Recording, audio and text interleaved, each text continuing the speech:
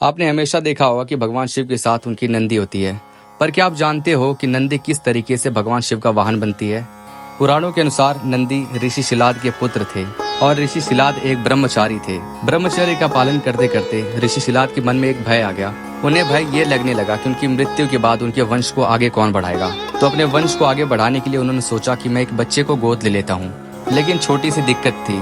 दिक्कत ये थी कि ऋषि शिलाद चाहते थे कि वो ऐसे बच्चे को गोद लें जिसके ऊपर भगवान शिव की कृपा हो, और ऐसे बच्चे को ढूंढना बहुत ही ज्यादा मुश्किल था। तो ऋषि शिलाद भगवान शिव की घोर तपस्या में लग जाते हैं, लेकिन काफी लंबी समय तक तपस्या करने के बावजूद उन्हें उसका कोई फल नहीं मिला।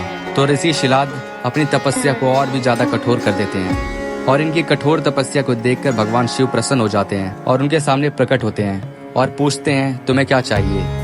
तो ऋषि शिलाद ने अपनी इच्छा को भगवान शिव के सामने जाहिर करा और भगवान शिव वो वरदान उन्हें दे देते हैं और वहाँ से चले जाते हैं। वरदान पाने के बाद ऋषि शिलाद बहुत ही ज्यादा खुश होते हैं, और अगले दिन जब ऋषि शिलाद अपने खेत के पास से गुजर रहे होते हैं, उन्हें खेत के पास एक बहुत ही सुंदर बच्चा मिलता है और शिलाद उस बच्चे को गोद में उठाते हैं और इधर उधर देखने लगते हैं और सोचने लगते हैं कि इतने सुंदर बच्चे को यहाँ इस हालत में कौन छोड़कर चला गया है। और तभी शिलाद को एक आवाज सुनाई देती है। वो आवाज कहती है कि ये बच्चा तुम्हारा है, और ये आवाज किसी और की नहीं भगवान शिव की होती है। ये सुनने के बाद ऋषि शिलाद बहुत खुश होते हैं और उस बच्चे को अपने घर लेकर आते हैं और उसका पालन पोषण करते हैं। समय बीतता है और देखते ही देखते नंदी बड़े हो जाते हैं, और एक दिन ऋषि शिलाद के घर 2 ऋषि आते हैं। ऋषि शिलाद की आज्ञा से नंदी उन दोनों ऋषियों का सत्कार करते हैं और उन्हें भोजन कराते हैं। ऋषि शिलाद के घर पे जो सेवा मिलती है, इस सेवा से दोनों ऋषि बहुत ही ज्यादा खुश हो जाते हैं और ऋषि शिलाद को दीर्घ आयु का आशीर्वाद देते हैं। लेकिन सबसे ज्यादा कमाल की बात तो ये होती है,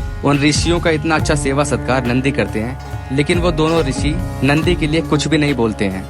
अब ये देखकर ऋषि शिलाद बहुत ही ज्यादा आश्चर्यचकित हो गए कि इन दोनों सन्यासियों ने ऐसा क्यों किया। सेवा सत्कार भोजन मेरे पुत्र ने कराया, लेकिन इन्होंने मेरे पुत्र के लिए कुछ भी नहीं कहा।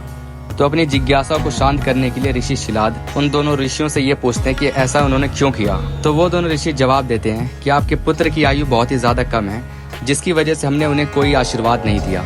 लेकिन नंदी इन सभी बातों को सुन लेते हैं और नंदी अपने पिता से कहते हैं कि मुझे आशीर्वाद भगवान शिव ने दिया है, तो मेरी रक्षा भी भगवान शिव ही करेंगे, और आप इस बात की चिंता बिल्कुल भी मत कीजिए। ऐसा कहने के बाद नंदी भगवान शिव की आराधना में लग जाते हैं, और वो भी अपने पिता की तरह भगवान शिव की बहुत ही ज्यादा कठोर तपस्या करते हैं। और इस तपस्या को देखकर भगवान शिव बहुत ही ज्यादा खुश होते हैं और फल स्वरूप उनके सामने प्रकट होते हैं और नंदी को एक बैल का मुख दे देते हैं और नंदी को अपना सबसे प्रिय वाहन बनाते हैं। तो इस तरह नंदी भगवान शिव के वाहन बने। और अगर तुम्हारे पास कोई सजेशन है कोई टॉपिक को लेकर, तो कमेंट कर सकते हो।